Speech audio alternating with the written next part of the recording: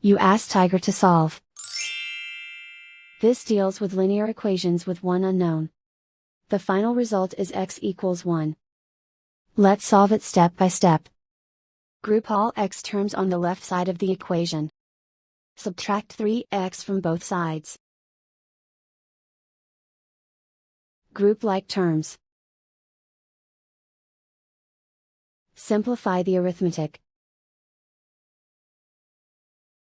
Group like terms. Simplify the arithmetic. Group all constants on the right side of the equation. Subtract 3 from both sides. Simplify the arithmetic.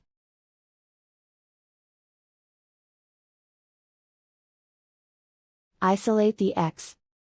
Divide both sides by -2. Cancel out the negatives.